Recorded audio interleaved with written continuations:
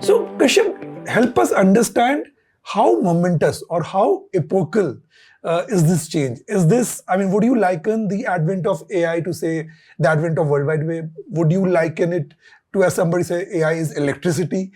Is it man discovering fire? I don't know. I mean, what is the scale or momentousness of this change? Or are we overplaying this? Is this going to be like metaverse? It came and it went away. No, I think, let's sort of step outside of the AI lens for a minute.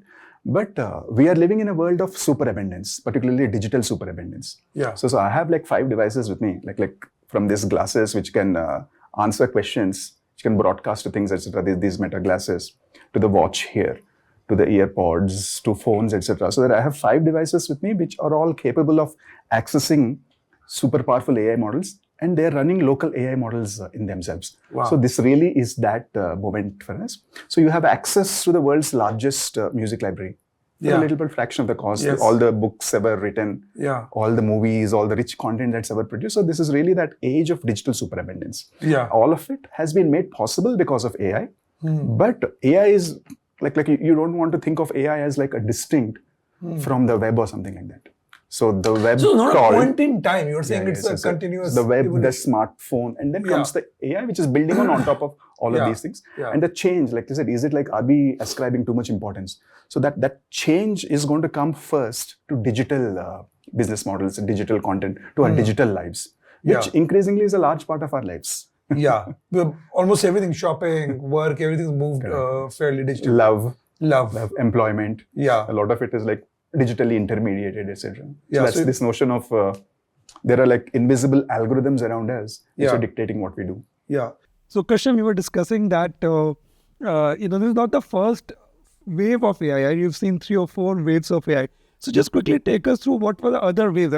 Because your point is not a point in time. It's a continuous kind of development and evolution that technology is going through. So yeah, I mean, there are AI waves, broadly called as AI winters and summers. So when there is a lot of excitement about the possibilities of AI, that's called a summer. Yeah. So there is the hype. And once the hype settles on a bit, people are more realistic about what AI can do. That's called an AI winter. So I have seen at least like in the last 30 years, 3 AI waves. I'm sure there are more before that. The first was when this whole like neural networks. Yeah.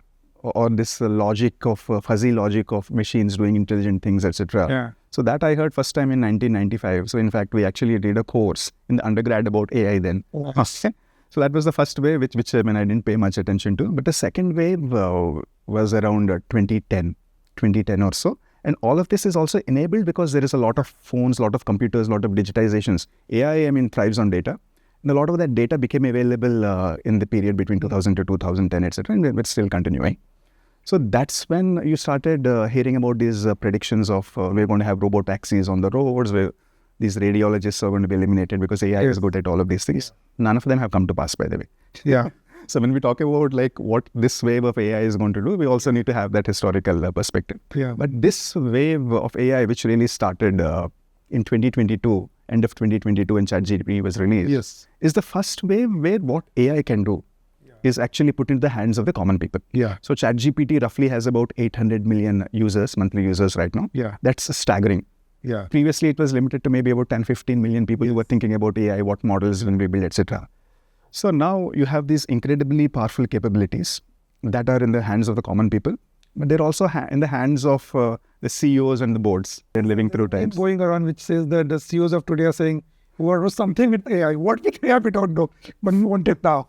Correct. So that's actually the wrong way to approach, which is like good for experimentation. Right. So I don't know if you have seen this, but there is this report going around, which from MIT, which says that 95% of the AI projects are not meeting their objectives. Yes. Yeah. And that is exactly because of this technology first approach. Right. Because if you have AI, if you try to force fit AI into everything, like let's do something with AI, dot. Yeah. But I still think that there is value because this is one technology. Yeah. It's like you can't learn swimming by reading a book, or you can't learn bicycling by like watching a video. Yeah. So here, these are technologies, specifically this wave of AI technologies, generative AI technologies, are something that you have to experiment.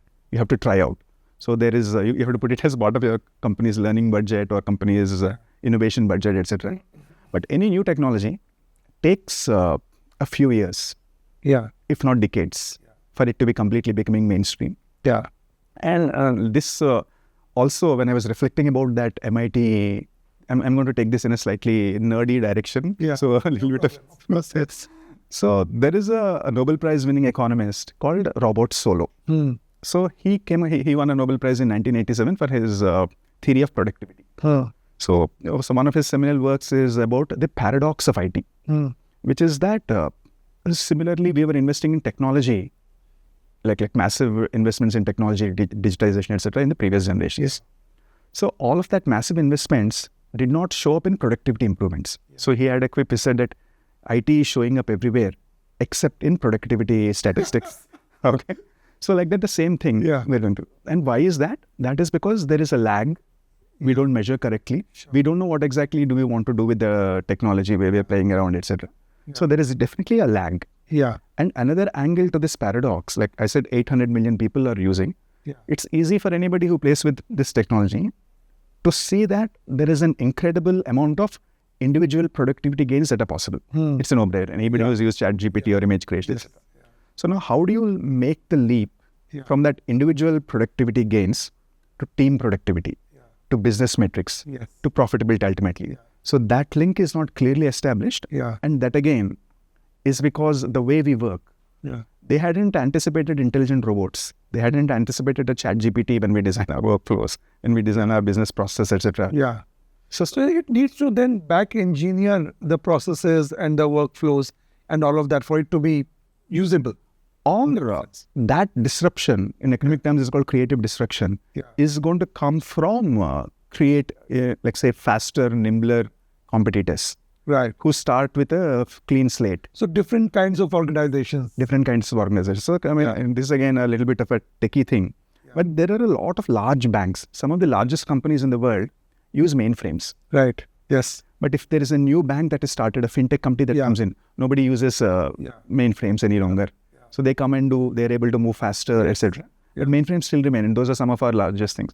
So what's your strategy, what's your roadmap for AI? Depends on where you're at, what's your current state. Again, in economics, it's called path dependence. Yes. The decisions you will take, your strategies you will follow will be path dependent. And that is the reason why this productivity paradox is showing up. Because if it works for one company, doesn't necessarily mean it will work for another. That's it. Because the workflows, the systems, may not be the business model, the operating model, the people skills.